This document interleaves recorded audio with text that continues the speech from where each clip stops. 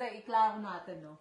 Na hindi lahat ng palipat-lipat ng company. Hindi yan assurance, yes. May refund kayo. No, hindi no, lahat. no. It depends on your situation. Like, for example, nabakante kayo ng ilang buwan, di po yes, ba? Yeah, So, depende pa rin yan. Mas maganda, kontakin nyo na lang siya. para ma-explain Para ma-explain niya. Tapos ano po yung paano po sa mga trade license holder? Paano naman po ang taxation nila?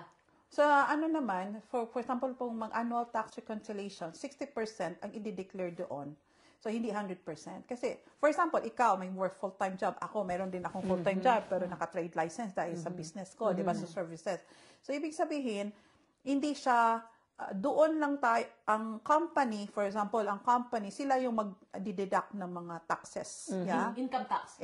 Monthly tax, yeah? Pagkadating sa sa annual tax reconciliation, diyan na marirecord natin kung may income ka sa trade license, ganon. So, makikita dyan sa lahat paano, kung may babayaran ka pa ba or hindi.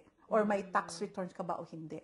So, yung double ang natin. Double calculation. Oo. So, pagka, halimbawa, trade license holder po, tapos halimbawa, walang income, na pumasok sa, as a business, may tax po ba yon or wala? Wala. So, as long as may income ka, dun lang po papasok yung tax calculation. Yes.